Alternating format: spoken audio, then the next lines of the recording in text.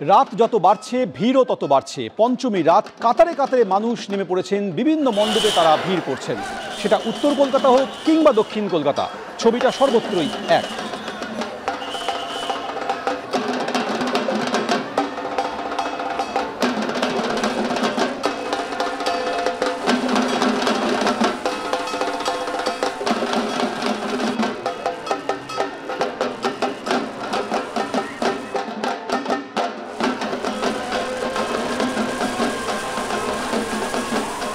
আমাদের সঙ্গে শহর কলকাতার বিভিন্ন প্রান্ত থেকে রয়েছেন 5 জন প্রতিনিধি। ঐশী মুখোপাধ্যায়, অতসী মুখোপাধ্যায়, রুমা পাল, দীপক ঘোষ এবং আমাদের সঙ্গে রয়েছেন উজ্জ্বল মুখোপাধ্যায়। প্রথমে আমি অতসী তোমার কাছে চলে আসবো। শ্রীভূমি স্পোর্টিং ক্লাব, প্রত্যেকবার মানুষ সেখানে ছুটে আসেন মূলত মণ্ডপ সজ্জা দেখার জন্য।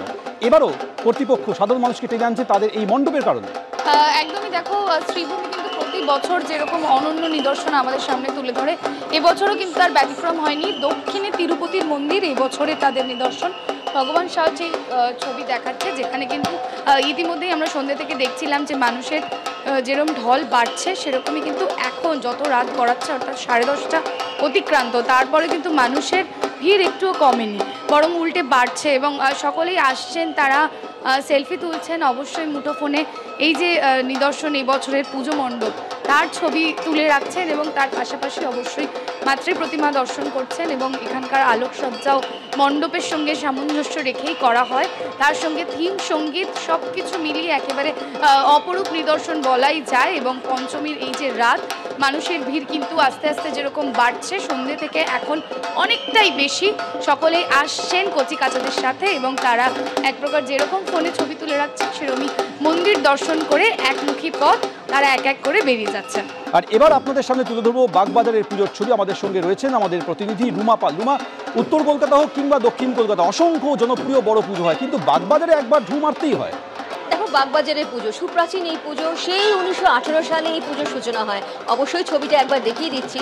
দেখো, বলা হয় যে এই সর্বজনীন পুজো যখন সূচনা হচ্ছে, তখন কিন্তু এই বাগবাজার পুজোর যে ভূমিকা ছিল তার গুরুত্ব কিন্তু অপরিসীম। এবং মায়ের রূপ দেখো, যে এই মায়ের রূপ কিন্তু প্রতি বছরই এরকম থাকে, কিন্তু তাও কিন্তু মানুষ এই বাগবাজার ছাড়া কিন্তু অন্য জায়গায় যাওয়ার কথা ভাবেও না। এবং এখনও বলতে পারি যে এই মুহূর্তে কিন্তু একদম যত রাত বাড়ছে ততই কিন্তু কাতারে কাতারে মানুষ আসছেন, জনস্রোত দেখা যাচ্ছে। এবং দেখো, যেখানে দেখতে পাচ্ছি মা দুর্গা মা রয়েছে, মা লক্ষ্মী, সরস্বতী, প্রত্যেকেরই কিন্তু যে মুকুট প্রত্যেক বছরই কিন্তু দেখা যায় যে মুকুটের যে এখানে যে উচ্চতা রয়েছে সেটা কিন্তু বিশালকায় উচ্চতা।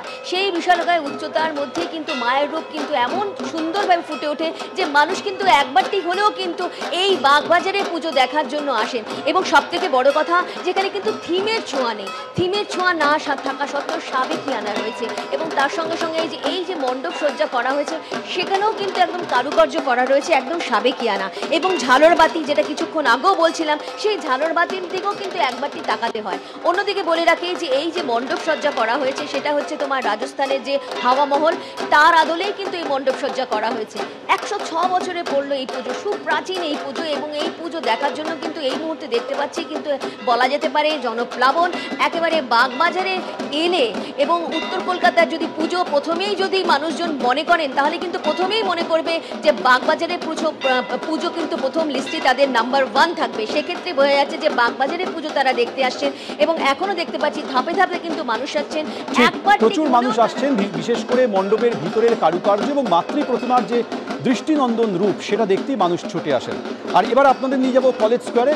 উজ্জ্বল মুখোপাধ্যায় রয়েছে। উজ্জ্বল, বাগবাজারে যেমন মাতৃ প্রতিমা দেখতে মানুষ ছুটে আসছেন, কলেজ স্কোয়ারেরও এবারে অন্যতম আকর্ষণ, বলা হয় ভালো প্রত্যেকবারই অন্যতম আকর্ষণ অপরূপ মাতৃ প্রতিমা।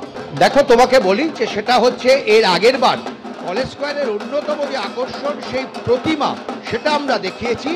এবার একটুও সময় নষ্ট না করে অপূর্বকে বলবো, শুধুমাত্র এই প্যান্ডেলটা যেটা সুইজারল্যান্ডের পার্লামেন্টের অনুকরণে তৈরি হয়েছে, সেই প্যান্ডেল এবং তার আলোর কাজ যতটা সম্ভব তোমাদের সামনে তুলে ধরছে। তুমি শুধু দেখো, এই প্যান্ডেল এবং সামনে যে সুইমিং পুলটা রয়েছে, সেই সুইমিং পুলের জলকে কাজে লাগিয়ে কি অপূর্ব এক আলোর কাজ এই মুহূর্তে কলেজ স্কোয়ারে, যেটা আমরা সামনে নিয়ে আসছি, ক্যামেরা বন্দি করছি। শুধু সেই ছবিটা দেখো।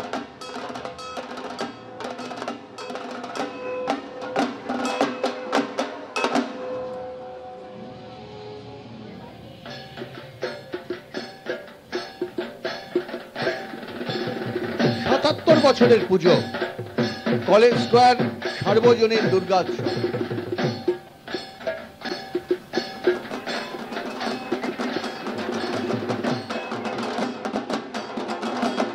আমার ক্যামেরা বন্ধু অপূর্ব দেখাচ্ছে শুধুমাত্র আলোর কাজ, মুগ্ধ হওয়া আলোর কাজ একেবারে প্যান্ডেলের গায়ে নানা ধরনের আলো, এবং এই আলো কিন্তু আনা হয়েছে চীন থেকে, এবং এই যে প্রযুক্তি ব্যবহার করা হয়েছে সেটাও কিন্তু চীন থেকে আনা সেই প্রযুক্তি, যে প্রযুক্তি দেখা যাচ্ছে এই প্যান্ডেলে।